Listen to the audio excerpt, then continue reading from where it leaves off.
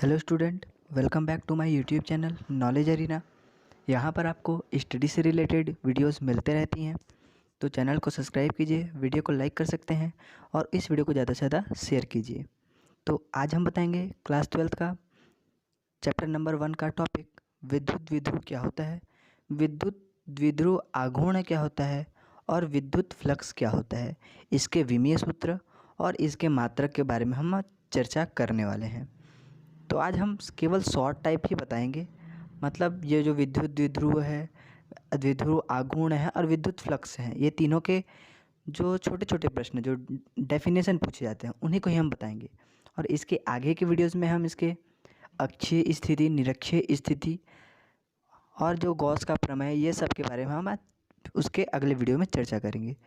तो चलिए बिना वक्त गवाए स्टार्ट करते हैं कि ये विद्युत द्विध्रुव क्या होता है, सबसे पहले बताना, ठीक है। उसके बाद चलिए, तो ये विद्युत द्विध्रुव क्या होता है, यहाँ पर मैंने डेफिनेशन लिख दिया है, वो तो आपके नोट्स हो जाएंगे, लेकिन समझना ज़रूरी है ये विद्युत द्विध्रुव होता क्या है। तो चलिए पहले डेफिनेशन पढ़ लेते हैं, उसके बाद मैं आपको बताना स्टार्ट करूँगा, ठीक है। चलिए, यदि दो बराबर तथा विपरीत आवेश, ठीक है, क्या कह रहा, दो बराबर और विपरीत आवेश, मतलब एक धनायन होगा एक ऋणायन होगा, दो बराबर आयन होंगे और विपरीत आवेश। चलिए पहले पढ़ लेते हैं। यदि दो बराबर एवं विपरीत आवेश किसी निश्चित अल्प दूरी पर स्थित हो तो इस निकाय को विद्युत द्विध्रुव कहते हैं। सिंपल है, दो बराबर कह रहा है और विपरीत आवेश है ना, कोई भी दो आवेश हैं वे बराबर हैं और एक दूसरे के विपरीत हैं और आपस में एक निश्चित अल्प दूरी पर हैं। दो आवेश एक दूसरे से अल्प दूरी पर हैं तो इस निकाय को हम विद्युत द्विध्रुव कहते हैं। कुछ अणु ऐसे होते हैं जिनके धनावेशों एवं ऋणावेशों के द्रव्यमान केंद्र संपाती नहीं होते, मतलब आपस में कभी कभी नहीं मिल पाते। कुछ अणु ऐसे होते हैं, उन अणु को हम विद्युत द्विध्रुव कहते हैं, ठीक है।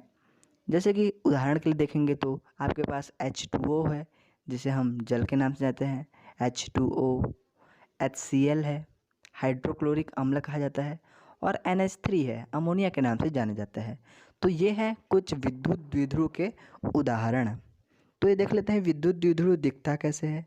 तो देखिए, दो विपरीत आवेश है, एक माइनस क्यू है एक प्लस क्यू है, उन दोनों के बीच अल्प दूरी कितना है, 12 है, और उनकी दिशा क्या है, माइनस क्यू से हमेशा प्लस क्यू के बीच जा रही है, और इन दोनों जो 12 है वह इन दोनों के बीच की दूरी है, कितनी दूरी, अल्प दूरी, ठीक है। तो ये हो गया आपका विद्युत द्विध्रुव के बारे में डेफिनेशन। आप समझ आ गया है तो आप इसे नोट डाउन कर सकते हैं।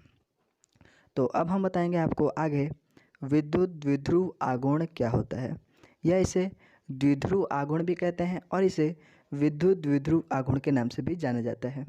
तो हम अभी इसे बताएंगे कि यह क्या होता है, विद्युत द्विध्रुव आघूर्ण, या इसे द्विध्रुव आघूर्ण के नाम से भी जाना जाता है। चलिए पहले पढ़ लेते हैं ये द्विध्रुव आघूर्ण का डेफिनेशन, फिर आपको बताएंगे कि क्या होता है, ठीक है। पहले पढ़ लेते हैं, बहुत ही सिंपल है। किसी चलिए शुरू करें। किसी विद्युत द्विध्रुव के आवेश Q तथा लंबाई 2L के गुणनफल को विद्युत द्विध्रुव का द्विध्रुव आघूर्ण कहते हैं। सिंपल है, कोई विद्युत द्विध्रुव है, उसका आवेश, विद्युत द्विध्रुव का आवेश क्या होता है, Q, और उसकी लंबाई कितनी होती है, 2L। इन दोनों का गुणा कर देंगे तो हमें मिल जाता है विद्युत द्विध्रुव आघूर्ण। नॉर्मल है, और द्विध्रुव आघूर्ण को कैसे दर्शाते हैं, P से। तो यहीं पर लिख दिया हूँ, देखिए सिंपल सा, जो आपको डब्बा में बना के दिखा हूँ, ये उसका डेफिनेशन और उसका सूत्र हो जाएगा। तो इस सूत्र से आप विद्युत द्विध्रुव आघूर्ण को डेफिनेशन डिफाइन कर सकते हो, है ना, खुद ही आप डेफिनेशन बना सकते हो। Q मतलब आवेश, 2L मतलब लंबाई। किसी विद्युत द्विध्रुव के आवेश Q और लंबाई 2L के गुणनफल को विद्युत द्विध्रुव आघूर्ण कहते हैं। चलिए आगे पढ़ते हैं। यह एक सदिश राशि है और जो इसकी दिशा होती है वह ऋणायन से धनायन की ओर होती है ना। जो विद्युत द्विध्रुव है एक प्रकार की सदिश राशि है, क्योंकि उसकी जो दिशा होती है वह ऋणायन से धनायन होती है, ठीक है। ये लीजिए, तो इसका मात्रक देख लेते हैं। ऐसा ही पद्धति में इसका जो मात्रक होता है वह कूलाम मीटर होता है। मतलब कूलाम गुणित मीटर या कूलाम मीटर आप साथ में लिख सकते हैं। और इसका जो विमीय सूत्र होता है P बराबर m0L/T/A, ये होता है इसका विमीय सूत्र। तो चलिए अब हम बताएंगे last but not the least, विद्युत फ्लक्स क्या होता है। आपने अभी तक जान लिया विद्युत द्विध्रुव क्या होता है, विद्युत द्विध्रुव आघूर्ण क्या होता है। अब हम बताएंगे विद्युत फ्लक्स क्या होता है। ठीक है, बहुत ही इजी है, इसके डेफिनेशन भी उन दोनों की तरह इजी हैं। चलिए पहले पढ़ लेते हैं क्या कहा जा रहा है। ठीक है, विद्युत क्षेत्र में स्थित किसी क्षेत्र से, मतलब विद्युत क्षेत्र के ठीक है, एक बार और से पढ़ते हैं। मैं इसे आपने देख लिया, विद्युत क्षेत्र में स्थित क्षेत्रफल से अभिलंबवत गुजरने वाली बल रेखाओं की संख्या विद्युत फ्लक्स कहलाती है। विद्युत क्षेत्र है, उसमें स्थित किसी क्षेत्र का क्षेत्रफल, मतलब विद्युत क्षेत्र में किसी फ्लक्स का क्षेत्रफल उसके अभिलंबवत, मतलब एक प्रकार से लंबवत ही कहेंगे उसे, लंबवत गुजरने वाली बल रेखाएं की संख्या को हम कहते हैं विद्युत फ्लक्स। ठीक है, अर्थात साफ साफ कहूँ तो जो बल रेखाओं की संख्या को हम विद्युत फ्लक्स कहते हैं।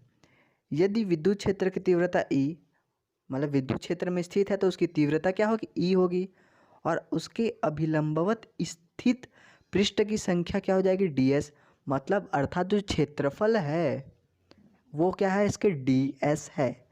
तो पृष्ठतल से संबंध विद्युत फ्लक्स क्या हो जाएगा, विद्युत फ्लक्स को हम फाई E से दर्शाते हैं, तो वो हो जाएगा क्षेत्रफल, तो ये है क्षेत्रफल DS, और E क्या है, विद्युत क्षेत्र की तीव्रता। मतलब जो विद्युत फ्लक्स है, विद्युत क्षेत्र की तीव्रता E और उसके पृष्ठ से अभिलंबवत पृष्ठ का क्षेत्रफल जो है DS, ये दोनों का गुणनफल को होता है। और इसका मात्रक होता है न्यूटन पर मीटर स्क्वायर, पर नहीं होता, न्यूटन गुणित मीटर स्क्वायर होता है। तो कैसा लगा आपको ये विद्युत फ्लक्स? आप इसे एक बार डेफिनेशन को फिर से पढ़िए, आपको आसानी से समझ आ जाएगा। यदि वीडियो आपको पसंद आता है तो इस वीडियो को लाइक कर सकते हैं और कमेंट करके बताएं आपको वीडियो समझ आया या नहीं। तो मिलते हैं आपसे नेक्स्ट वीडियो में, तब तक के लिए धन्यवाद। Stay safe, stay home.